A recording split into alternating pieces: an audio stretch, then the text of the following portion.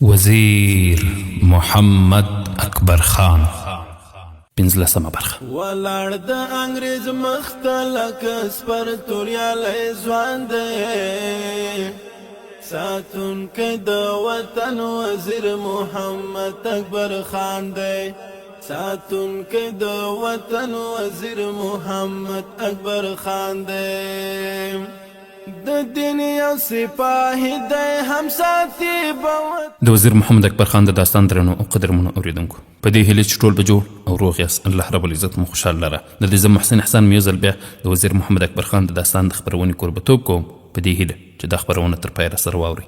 درنو او قدرمنو اوریدونکو، په تېره برخه کې مو واورېدل چې هغه وویله د کلي مشر وویل نورې خبرې به سبا ته له سباناري وروسته کوو.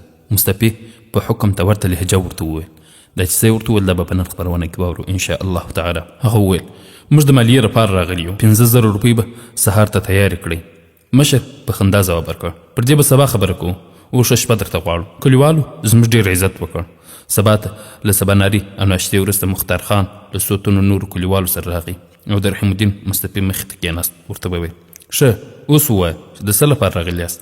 هغه بېګانۍ خبره تکرار کړه، موږ 15,000 روپۍ مالیه غواړو.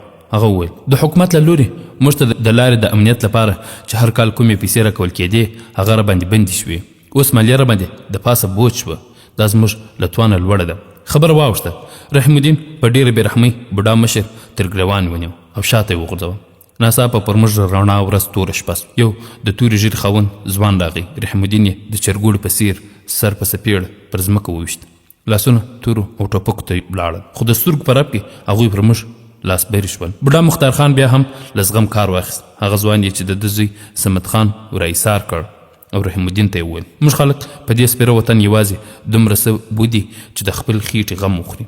ورشه پاچا ته زما دا پیغام ورسوه که دې خیر نه رارسېږي نو له شره خو دې باید خوندي وو. رحیم الدین وویل تاسو بغاوت کوئ او د پاچا له حکم نه سرغړونه کوئ، تاسو د امیر دوست محمد خان خبیث پلویان یاست. دې خبرې بیا ځوانان وپارول. رحیم الدین یې تر لغتو لاندې کړ، تورې بیا وشرنګېدې، خو بوډا خان بیا خپل کسان آرام کړل. مصطفی او انګریزي پوځیان مړه غوږونه ترې راستانه شول. لارنس په خبرو کې ور ولوېد، نو خبره خو ختمه شوه. بیا د صمد خان د کسات خبره اردواد یې خبره ور لنډه کړه. کیسه ختمه نه شوه. د ژمي په موسم کې پاچا او سفیر په جلال آباد کې وو. په سرلۍ هغوی بیرته کابل ته راتلل. په نیمه لاره کې وو چې موږ له تیزن نه راستانه شو. په بګرام کې یې اړولي وو. پاچا په یو شاهي خیمه کې دربار لګولی، مصطفی په خدمت کې حاضر شو. ټوله کیسه ورته تېره کړه. شاه شجاع هغه مهال د غرور په 9م اسمان کې ګرځېدو. دا یې عادت نه و چې د خپل حکومت د کوم حکم پر ښه او بد فکر وکړي. د حکم نه منل ورته تر هر څه لوی جرم ښکاره کېدو. دا یې خپل کسر شان باله چې یو څوک یې مامور ته د نه ځواب ورکړي. امر یې وکړ چې د مالیه 3 چنده او 15,000 پرې د پاسه جرما 300 افغان او 100 تنه انګریزي پوځیان له 2 توپونو سره بیا تیزن ته وګمارل شول. دا ځل هم زه پکې شامل وم. موږ بیا هلته لاړو. مختار خان ته دا ځل مالیه 3 چنده کړه چې په یو شواروز کې به یې برابروي. رحیم الدین مصطفی ته حکم شوی و چې که یې پیسې نه درلودې له کندوګانو یې غلي او د میرمنو ګاڼې او څاروي ترې راوړئ، بیا چې څوک د پاچا د مالیې د حکم له منلو انکار ونه کړي. موږ کلي کلابند کړی وو. مختار خان ته همدغه خبرداری ورکړل شو. لنډه دا چې هغوی څه نه درلودل او پر کلي د برید امر وشو. توپونه وغړمبېدل، له کورونو لمبې پورته شوې، د میرمنو او ماشومانو په شمول د ډېرو غوښې او هډونه له خاورو او لوټو سره ګډ شول. مختار خان یې لاس تړلی ورسره راوست. نور څو ځوانان ووژل شول، خو صمد خان له خپلو څو تنو ملګرو سره چې پر اسونو سپاره وو همهغه وخت هم پر موږ بریدونه وکړل. څو تنه انګریزي او افغان پوځیان یې وویشتل او بیا په تیښته بریالی شو. تیزن مو د لمبو او لوخړو په منځ کې پرېښود. د غلو جوالونه مو پر څارویو راوبار کړل. د ښځو ګاڼې ډېر لږ وې خو هغه مو هم پرېښت. لارنس په حسرت وویل د شاه شجاع ملاتړ زموږ د حکومت ډېره لویې غلطي وه. اردواد ویل زه دا نشم ویلی چې زموږ واکمن منامت دي هغوی د برټانیا د ټولواکۍ د عزت او غرور لپاره څه لازم ګڼي هغسې کوي. دغه الفاظ په نه زړه له خولې ووتل. لارنس سک شو، ورته ویې کتل. هغه زیاته کړه خو ما چې تیزن لیدلی و بیا مې چې د شاه شجاع دې حکم ته پام کاوه چې مالیه پرې 3 چنده او 15,000 جریمه پرې د پاسه، فکر مې کاوه چې زموږ واکمن تېروتي دي. په ناپامۍ یې پر دې خلکو دومره بې احساسه سړی واکمن کړی دی. یاره دا پرېږده چې وروسته زموږ د توپونو او ټوپکو په ډزو کې څومره میرمنې، ماشومان او بېوزله خلک ټوک ټوک شول. د هغو کیسه نه ده د ویلو او نه د اورېدلو. زما افغانان ښه نه ایسي ځکه زموږ د ملکي دښمنان دي، خو داسې بې دردي یې وژل اخر د څه لپاره؟ له جګړې وروسته موږ څو تنه کلي ته برغلو. په سوځېدلو کنډوالو کې د بې موره ټپې ماشومانو کریږي زړونه سري کول. داسې مېرمنې مې ولیدې چې د ماشومانو ټوک ټوک هډونه یې په غېږ کې پراته وو او دوی اوښکې پرې تویولې. مختار خان وروسته په بندیخانه کې ووژل سو او صمد خان له همهغې ورځې د خپل پلار او قام له وژونکو نه د وینو پور غواړي. موږ به اوس د هغو درنه بیه ادا کوو. په سخته یخنۍ کې لانس پر تندي د تودو خولو احساس وکړ. اردواد ویل صمد خان له خپلو خلکو سره د کسات په اراده راپسېدی.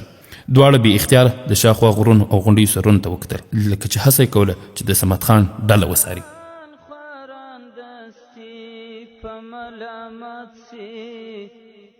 وکابل ته دراتلو کاروان تیار کړي دشمنان ورسره مله په صداقت سي.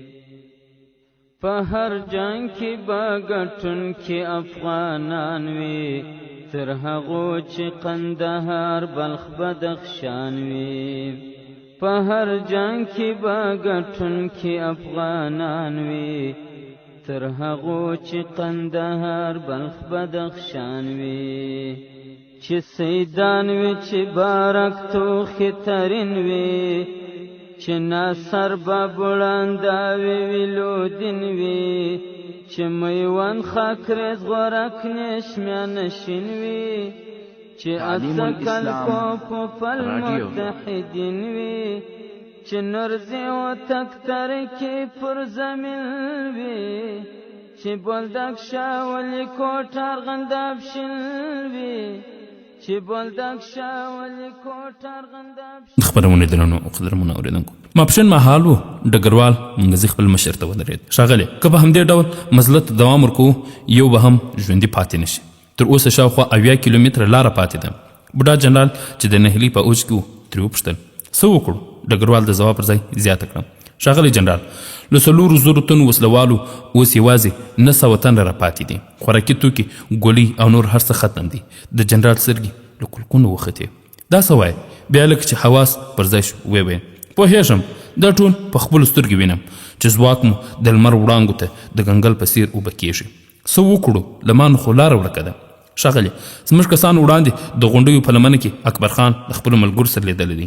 که له هغه سره یو جوړجاړی وشي په خیر مو دی. تر دې تنګي چې کاروان تیر شو جنرال الپیستون قومنده په لاس کې واخیستله او د کاروان د درېدو حکم یې وکړ. ډګروال شتون د خپل مشر له دې کار سخت مخالف. هغه غوښتل چې باید تر شپې مخکې ځانونه جګدلک ته ورسوي خو د کاروان ښځې او نارینه له پښو لوېدلي وو. هغوی ته د بوډا مشر فرمان ډېر د منلو وو. کاروان تم شو. جنرال پوځي شورا راوغوښتله. اعلان یې وکړ. ډګروال منګزي وایي چې وړاندې پر یوه غونډۍ یا اکبر خان لیدلی. په دغه حالت کې موږ که سفر ته دوام ورکړو ژوندي منزل نسو رسېدی. دې ته اړتیا ده چې یوه مشره وکړو. هېچا هم مخالفت ونه کړ. کاروان تم شو. پوځي منصبدار سره جرګه شول. وروسته ډګر جنرال الپیستون اعلان وکړ باید له اکبر خان سره خبرې وکړو. ښاغلي اردواد چې له نوموړي سره بلد دی باید دغه ماموریت ترسره کړي. ډګروال انکیتیل پر خپله سره ژیره لاس راتېر کړ. له هغه سره پر څه خبرې کوو؟ اکبر خان دا وړاندیز کړی و چې مېرمنې او ماشومان دوی ته وسپارو چې له یخنۍ او بریدونو خوندي شي. پر دښمن څه اعتماد دی؟ هغه به زموږ مېرمنې خپلې نوکرانې کړي. او جنرال وویل مجبور یو چې اعتماد وکړو که نه وي ټول به د موسم او غوسناک دښمن د ګولیو ښکار شو. نور هیچا هم څه اعتراض نه درلود. بیا غږ وکړ ډګرمن اردواد څه شوې؟ د کتار له منځه د هغه آس له شا سر راپورته کړ. دلته یم صاحب. بیا یې آس راوړاندې کړ. د جنرال په مخ کې ودرېد. ته به اکبر خان ته زموږ پیغام ورسوې. ورته ووایه چې کوم مېرمنې تاسو ته سپارل کېږي د هغوی میړونه به هم ورسره وي او تاسو به د ژوند هر ډول تضمین راکوئ.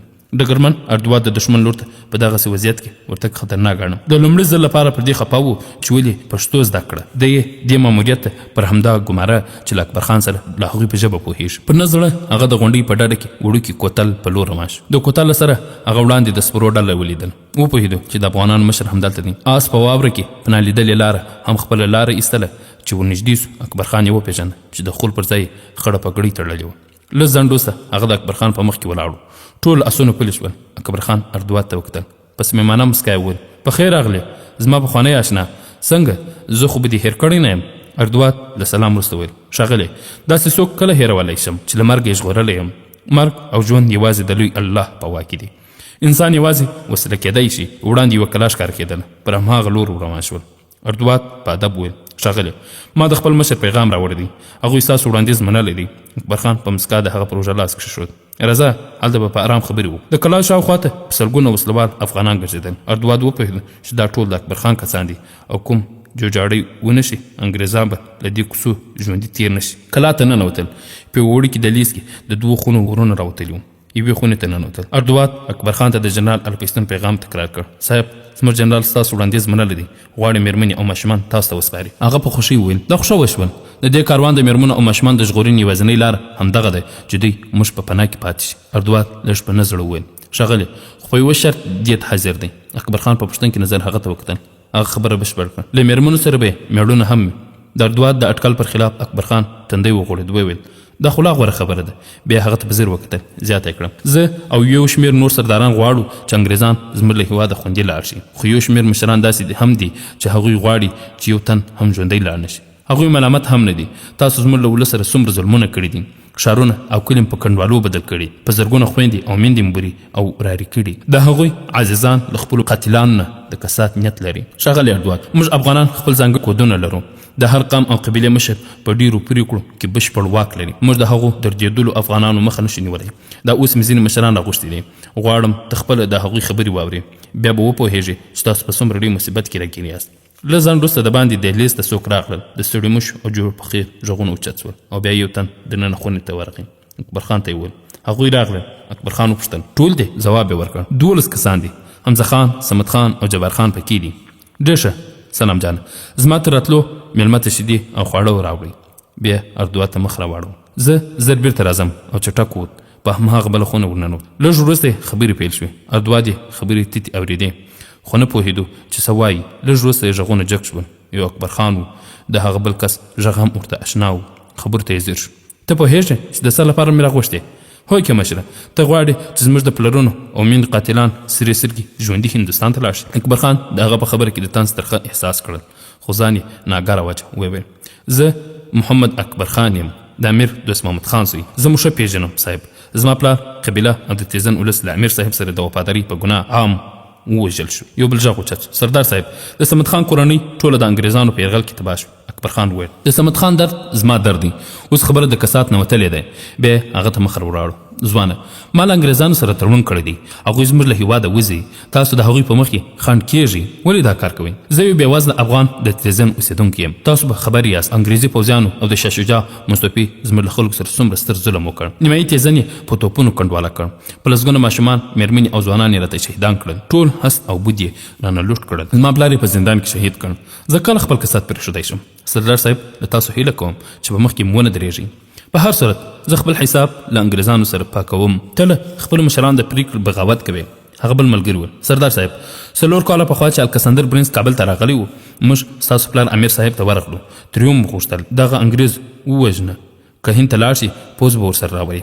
امیر صاحب زموږ خبره ونه منله. ومولیدل چې څه پېښ شول. اوس موږ تا ته عذر کوو چې د انګریزانو د وژلو مخه مه نیسئ. زموږ پرېږده چې د خپلو شهیدانو کسات واخلو. صمد خان په تندې لهجه وویل موږ له انګریزانو سره تړون نه لرو. موږ د وینو پور پرې پاتې دي.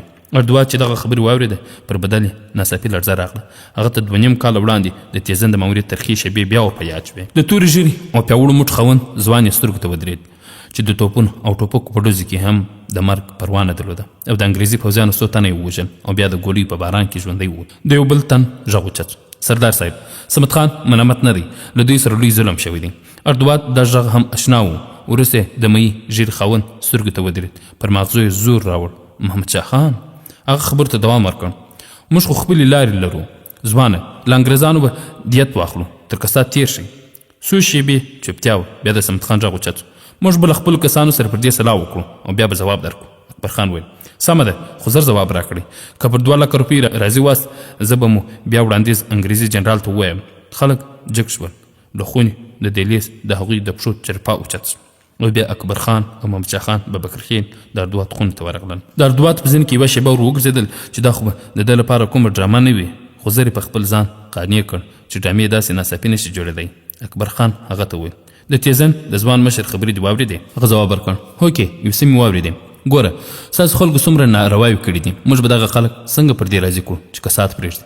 سره له دې چې اردوات په خپله د ټولې پیښې شاهد و او پر دې اعتراف هم کوه چې لوی تیر شوی دی، خو انګریزي رګ یې وخوځېد. وویل سردار صاحب یو خو هغه مهال د مالیې پر سر لانجه جوړه شوه، بیا د هغه حکم هم شاه شجاع ورکړی و، پر انګریزانو پړه ولوېږي. اکبر خان په مسکا وویل پر ولس د بې کفایته سړي تپل او بیا د توپ او ټوپک پر خوله له ولس نه مالیه ټولول له تاسو هېڅ جرم نه ښکاري. د ماتې پر مهال هر څوک د خپل بام واوره پر بل ورغورځوي.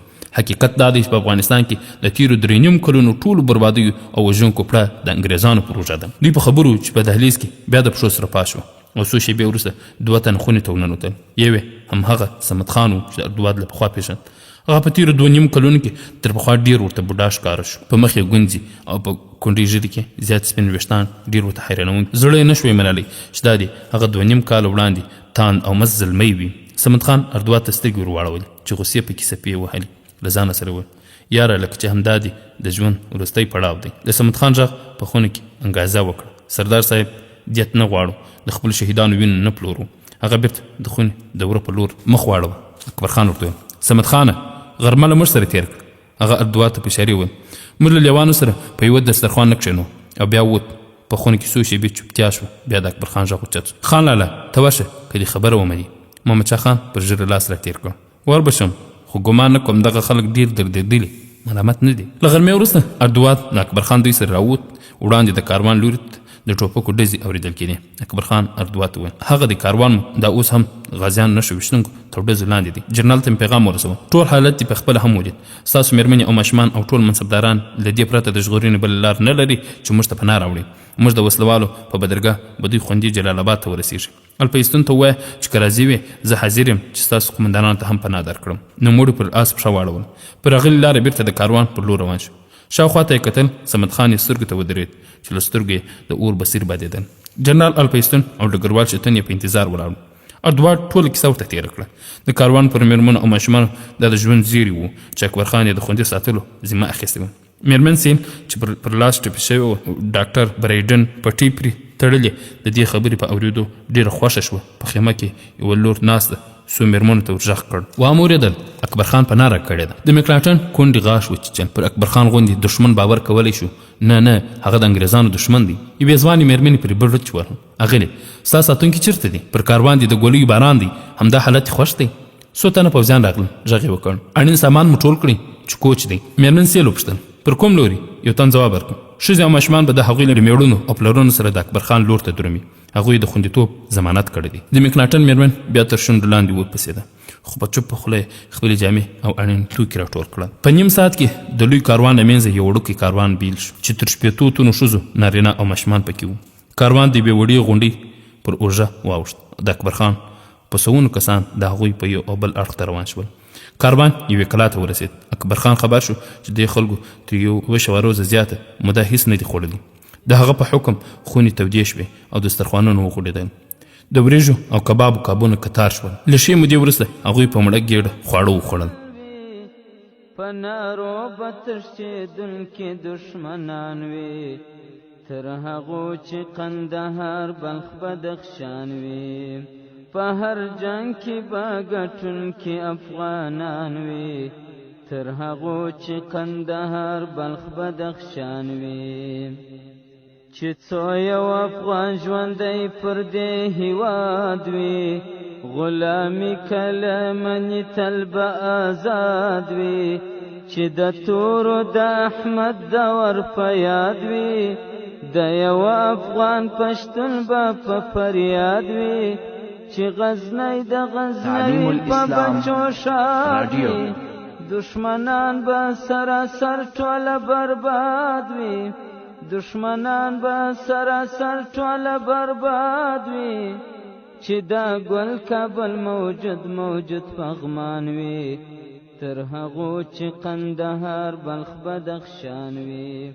په هر جنگ کې به ګټونکي افغانان وي تر هغو چې قندهار بلخ بدخشان وي.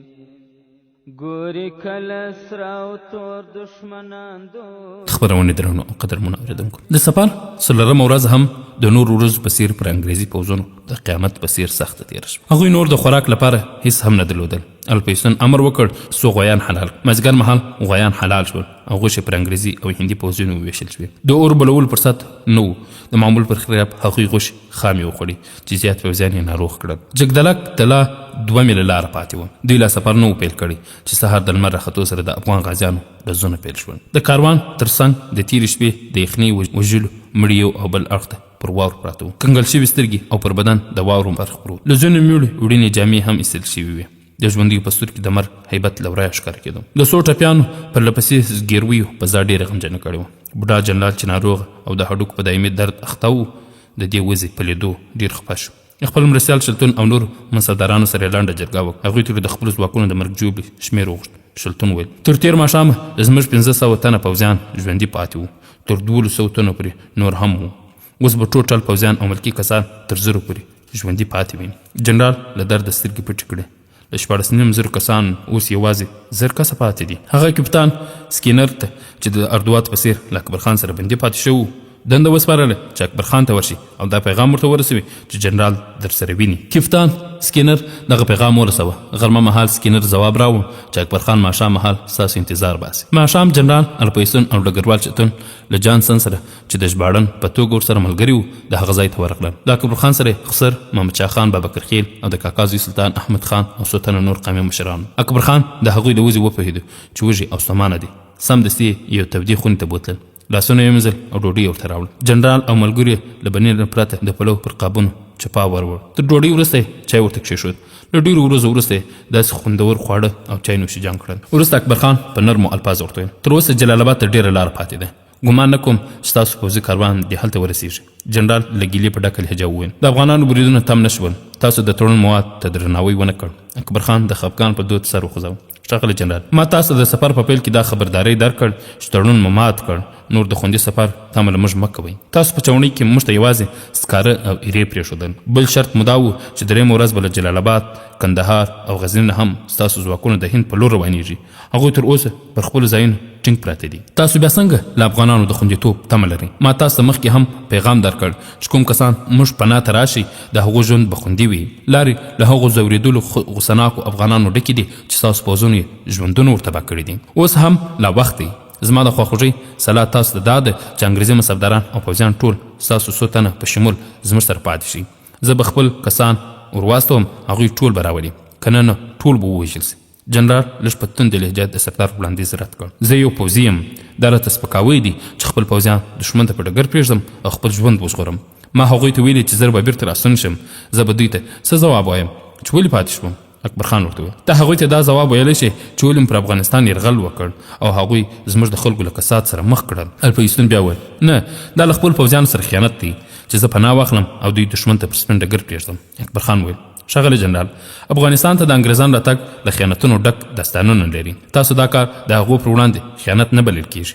بوډا جنرال له نهیلي په ډکه لهجه وویل پر ما ملنډې مه وهه، په دې تېر عمر مې دې ته مه اړ کوه چې پر شخصیت مې تور داغ شي. اکبر خان ځواب ورکړ ښاغلی جنرال، افغانان د مشرانو د سپینو ویښتو درناوی پیژني، خو زه چې تاسو ته ګورم سمدستي مې ذهن ته هغه ویجاړ ښارونه او برباد شوي کورنې راشي چې تاسو د پوځونو له لاسه برباد او ویجاړ شول. هغوی څه ګناه کړې وه؟ زموږ ولس ستاسو سره څه دښمني درلوده؟ دا خو ستاسو واکمن و چې پر افغانستان مو د یرغل پرېکړه وکړه او دلته مو ډېرې بربادۍ راوستې. بیا هغه ځان راقابو کړ وویل ښاغلی جنرال، دلته به تاسو ته خیمه ودروي، آرام وکړئ. زه ورځم د قام له مشرانو سره بیا هم خبرې کوم. که هغوی پر دې قانع شي چې ستاسو پر پوځ برید نه کوي نو بیا لاړ شئ. اکبر خان او ملګري اوچت شول، له خونې ووتل او دوی درې واړه یوازې پاتې شول. ښه ځنډ وروسته محمد شاه خان بابکر خیل او اکبر خان دواړه د انګریزانو خونې ته وننوتل. هغوی ته وویل مشران په هیڅ ډول هم له بریدونو مخ نه اړوي، زه یې مخه نشم نیولی. اوس نو یوازې لاره همدغه ده چې تاسو دلته له موږ سره پاتې شئ. بوډا جنرال شلتون او جانسن یو بل ته وکتل، وپوهېدل چې نور یې برخلیک د اکبر خان په لاس کې دی. زړه نازړه همدلته پاتې شول. تر هغو چې قندهار بلخ بدخشان وي، چې خیبر په پښتنو ظلم و سمسور وي، دشمنان د افغانانو به مختور وي، چې اواز د بلخ ټک پر ټک خپور وي، چې د کوټې هر کاکړ د څکرور وي، چې هلمند دلته بهیږي هلته غور وي، بل هوتک به د ګرګین پر نیل سپور وي، چې هلمند دلته بهیږي هلته غور وي بل هوتک به د ګرګین پر نیلي سپور وي چې هلمند دلته بهیږي هلته غور وي بل هوتک به د ګرګین پر نیلي سپور وي په یوه اواز چې لرو بر افغان وي تر هغو چې کندهار بلخ بدخشان وي په هر جنگ کې به ګټونکي افغانان وي تر هغو چې کندهار بلخ بدخشان وي په تدبیر که رسېدلي وي خپرونې درنو او قدرمنو اورېدونکو دغه شپه هم د تیرو نورو په څېر پر انګریزي کاروان د قیامت په څېر سخته او له مصیبتونو ډکه تېره شوه شپه اسمان شین او د سپوږمۍ په رڼا کې د سپینو واورو پر څادر کاروان د ویده شمال په څېر زغېدلی کوږ وږ پروت شاوخوا ګڼنګونه او کمرونه ټول دوی ته د قهرجنو افغانانو مورچلونه ښکار کېدل مرګونو د هر کمره تر شا دوی ته ډډه وهلې وه وړاندې په ناوو کې د ساړه باد سوژارې د لیوانو له انګولاو سره یو وهمناکه نغمه خپروله او د دوی غوږونو ته تر پخوا زیاته وهمناکه راتله د لارې پر سر د یو وران کلي کنډوالې وې انګریزي پوځیانو او منصبدارانو یې په هماغو نیم ویجاړو کنډوالو کې واړول د پوځي نظم او ډسپلین نښه هم نه وه پاتې ټول اخ او ټوخل لوېدلي وو پیرې ونه درېدې خو چې له کوم لوري به یې لږ کړپ واورېد هغه لور ته به یې د ټوپکو خولې ور واړولې او څو ډز به یې وکړې د نورو شپو پر خلاف دغه شپه تر ډېره آرامه پیل شوه د غازیانو ته تکبیر غږونه چوپ وو د هغوی د خال خال ډزو درک هم نه و په ناوو کې سیلۍ چلېده د ساړه شمال سوژارې د یخني احساس تر هډوکو رساوه ناڅاپه د شپې په زړه کې د صمد خان د تکبیر نارې بیا اوچتې شوې او وسلواله یې پر انګریزي پوځونو شوخون راوړ تن په تن جګړه ونښته د سپوږمۍ په رڼا کې سپینې تورې وځلېدې د اسونو ششندل د اسونو له کړیږو او زګرویو سره غبرګ اوچت شول تر ښې مرګ ژوبلې وروسته افغانان بیرته لاړل او تر غونډیو پناه شول په دې جګړه کې د صمد خان د اتو تنو مړي هم ترې پاتې شول دې اړخ د دالپیستون یارو جګړون ټاین ډګروال انکیتل د مخکینیو ځواکونو قومندانان او څو نور مصرداران د ګولیو نښه او ووژل شول سبا ته تر خوځېدو مخکې چې د کاروان جاج اخیستل کېدو یو تن وویل د ښاغلي اردواد او هوډسن درک نشته یو بل انګریز پوځي وویل ګوره چېرته به په کنډواله کې پراته وي بېګا خو همدلته